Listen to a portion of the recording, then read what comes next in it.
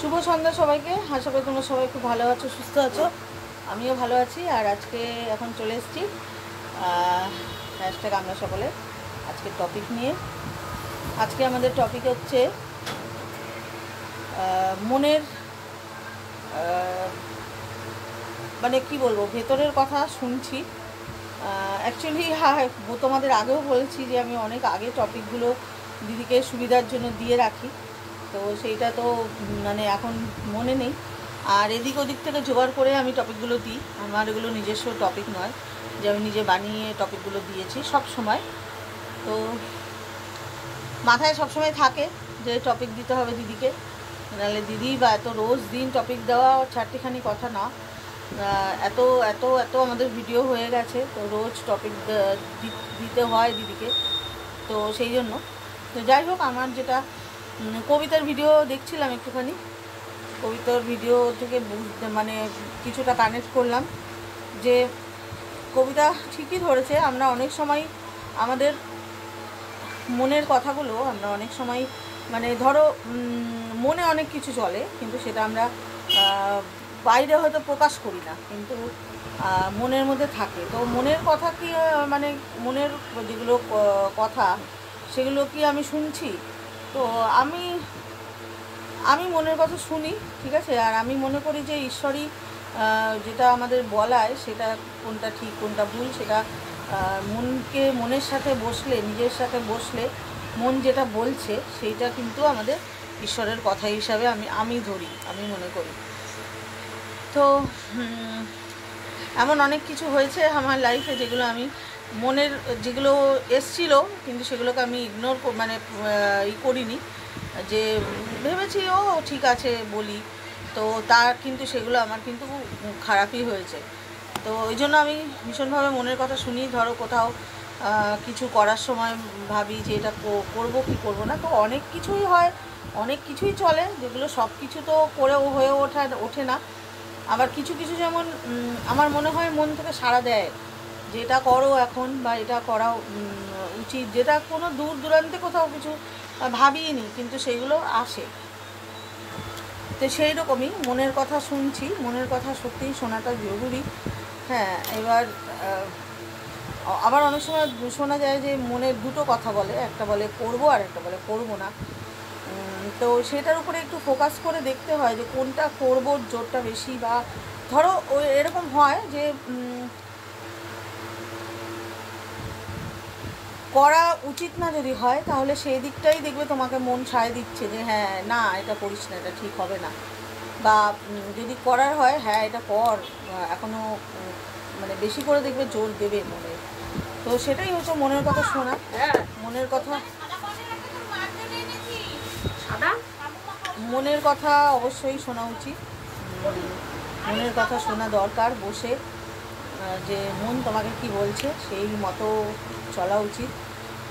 তো আমরা কি শুনছি? এটাই মনের কথা শুনছি। এটা আমার এই মুহূর্তে এটা মনে পড়েছে, ঠিক আছে। আর কবিতাও যেটা বলছিল ওটাও খুব ভালো বলছিল, খুব কানেক্ট করলাম যে আমরা অনেক সময় হয় অনেক কিছু হয়তো আমরা মানে সামনের মানুষটার প্রতি হয়তো অনেক কিছু রাগ অভিমান আছে, কিন্তু সেটা আমরা বলি না, ভাবি যে বলবো, সে মুখের উপরে বলবো, সে হয়তো কষ্ট পাবে। তো সেক্ষেত্রে না বলাই ভালো। আর যদি বলার মানে দেখা যায় যে সে ভুল করছে, হ্যাঁ অবশ্য যে যেটা তার মনে আসবে, সে যদি ভুল করে তার মনে আসবে যে সে ভুল করছে, হয়তো সে জোর করে সেটা করবে না। ধরো এমন একটা কিছু, ধরো আমি কাউকে বললাম যে এই তুমি এরকম এটা বলো না, এরকম সবসময় বলো না যে আমি খারাপ আছি, মানে এটা একটা উদাহরণ দিয়ে বলছি। এবার ধরো আমি বললাম যে এটা বলা উচিত না, কিন্তু সে হয়তো তার মনে হয়তো সাড়া দিচ্ছে যে এটা বলা উচিত না, ভালো পজিটিভ বলা উচিত, সে জানে। এবার জেনেও যদি সে না শোনে সেটা আলাদা, সেটা তার চয়েস যার যা নিজেরই করতে হবে, ডিসিশান নিজেরই নিতে হবে, হাজার মানুষ যা কিছুই বলুক না কেন। আর নতুন আরেকটা যেটা টপিক, সেটা হচ্ছে নতুন কোনো কর্মযোগে যুক্ত হওয়া। তো এরকম প্রচুর হয়েছে আমার লাইফে যে নতুন নানান রকম কিছু করেছি। সেরকম চেষ্টা করে গেছি যে কোন দিকে আমি কিছু করতে পারি। ছোটোবেলা থেকে, একদম ছোট্টোর থেকে আমার মানে আমি যে স্বনির্ভর হব সেটা আমার ছোটোবেলা থেকেই ছিল। আমি কোনোদিনই ওটা ভাবিনি যে নিজে কিছু করব না, নিজে মানে কারোর উপরে নির্ভর করে থাকবো, সেটা কোনোদিনই ভাবিনি। সবসময় ভাবতাম কিছু করতে হবে, কোনোদিনই বসে থাকিনি। তোমাদের শেয়ার করেছি যে বিয়ের আগেও টিউশনি করেছি, আর বিয়ের পরেও আমি সেলাইয়ের আমার ডিপ্লোমা কোর্স করা আছে, আমার সার্টিফিকেট আছে। চুড়িদার, নাইটি, এসব ব্লাউজ এগুলো সব আমি কেটে করতে পারি। আচ্ছা, তারপরে তো টিচার্স ট্রেনিং নিয়েছিলাম, LICর এজেন্সির জন্য ট্রেনিং নিয়েছিলাম। তো বললামই, কোনো সময় আমি বসে থাকিনি নিজে কিছু করার জন্য।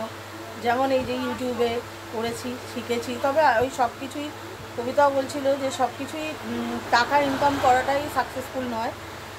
আমরা অনেকেই যারা ইউটিউবে কাজ করছি অনেক কিছু শিখেছি, সেই দিক থেকে আমরা কিন্তু সাকসেসফুল। আমাদের আত্মসন্তুষ্টি, এটাই আমার কাছে মনে হয় সাকসেসফুল। কেউ টাকা পেয়ে আত্মসন্তুষ্টি কারোর হয়, কোনো কিছু থেকে আর্নিং করে। আমার সাকসেসফুল যদি বলা হয় সেইটা, যদি ওটা অন্য বিষয়। আর এখন তোমাদের কাছে একটা খুব সুখবর জানাচ্ছি যে কবিতাকে দেখতে গেছিলাম। কবিতা যখন হসপিটালে ভর্তি ছিল, কবিতার অপারেশনের সময় ছিলাম, তো তখন ওদের NGOর এক দাদার সাথে আমার আলাপ হয়েছে কবিতার ওখানে। তো উনি নিজে থেকেই আমাকে বললেন যে তুমি চাইলে আমাদের NGO গ্রুপে জয়েন হতে পারো। তো আমার মনে হয় সবই ঈশ্বর চেয়েছে বলেই হয়েছে।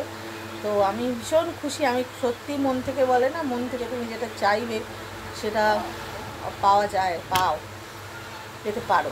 তো সেই আমি মন থেকেই চাইছিলাম যে কোনো একটা NGOর সাথে যদি আমি যুক্ত হতে পারি, কারণ আমি এই কাজগুলো করে আমি খুব মানে আমার আত্মসন্তুষ্টি আমার ভীষণ হয়। তো সেই জন্য একটা NGOর কবিতা যে NGOর সাথে যুক্ত, অলরেডি আমি সেই NGOতে যুক্ত হয়েছি। জানি না আমি কতটা কি করতে পারবো, কিন্তু আমার যতটা আমার সামর্থ্য আমি ততটা করব। ইভেন কালকেই আমাদের একটা প্রজেক্ট আছে, কালকেই সেখানে আমি যাচ্ছি।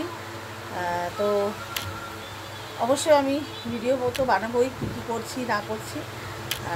আমার হয়তো এই চ্যানেলে না হোক, আমার ওই মধুমন ব্লগসে, ওখানে আমি শেয়ার করব। তোমরা যদি কেউ চাও দেখতে পারো। আর ভীষণ তার জন্য আমি খুশি যে আমি যেটা চেয়েছিলাম, ঈশ্বর আমাকে ঠিক কোনো না কোনোভাবে কবিতার হাত ধরে হোক, যেখান থেকেই হোক, আমাকে সামনে এনে দিয়েছে, আমাকে যোগাযোগ করিয়ে দিয়েছে। আমি ভীষণ আপ্লুত। তো এই নতুন অবশ্যই নতুন কর্মসূচিতে যুক্ত হই। তারপরে রিসেন্ট আরও একটা জিনিসের সাথে যুক্ত হয়েছি, সেটা হচ্ছে মোদি কেয়ার। তো তোমাদের যদি মোদি কেয়ারের কোনো প্রোডাক্ট লাগে, খুব একটা ভালো প্রোডাক্ট, কেমিক্যাল ফ্রি। আমি আমার বিজনেসের জন্য আমি বলছি না যে তোমরা বলতে কেউ ভাবতে পারো যে আমি আমার বিজনেসের প্রচার করছি, তা নয়। অ্যাকচুয়ালি মোদি কেয়ার প্রোডাক্টটা আমি নিজেই ইউজ করে নিজে আগে ভালোবেসেছি, পছন্দ করিয়ে মানে ইউজ করেছি, তারপরই আমি সবাইকে সাজেস্ট করছি। ভীষণ একটা chemical free product. Even guarantee দিয়ে সুগার, অনেক রোগ এগুলো সারছে। তো সেক্ষেত্রে বা যদি কেউ ধরো মোদি কেয়ারের প্রোডাক্ট তোমরা ইউজ করো, হয়তো খুঁজে পাচ্ছ না, সেক্ষেত্রে আমার সাথে যোগাযোগ করতে পারো।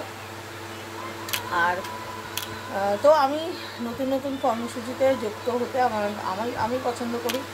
আমি করবো না, কী হবে করে এত কিছু আমি ভাবি না। যেটা আমার সামনে আসে আমি সেটাকে গ্র্যাব করি, সেটার প্রতি আগ্রহ হই। সেটা থেকে কিছু পাবো বা কিছু এসব ভেবে, অনেক কিছু হবে এসব ভেবে করি না। সামনে আসলে আমি মনে করি যে যা কিছু আমার সামনে আসছে, ঈশ্বর সেগুলো আমাকে ঈশ্বরই সামনে আনছে। তো আমার কোনো কিছু হয় এখান থেকে আমি ইনকাম করব, নয় আমার কোনো কিছু শিক্ষা হবে, কোনো কিছুই হবে। তো সেই জন্য আমি আগ্রহ থাকি নতুন যে কোনো কাজ, কর্মসূচি বলো, যাই বলো। তো এই বললাম, জানি না কতটা কি বললাম, আবারও বলছি তোমরা আমাকে ক্ষমা করে দিও, কারণ আমি অনেক দিন আগে টপিকগুলো দিই। আমি টপিক দিয়েছি মানেই যে আমি জানবো এরকম নয়, অনেক কিছু অনেক সময় আমরা টপিক দিই নিজেরা শিখবো বলে, জানবো বলে। তো চলো সবাই খুব ভালো থেকো আর নিজের খেয়াল রেখো। কি চাই?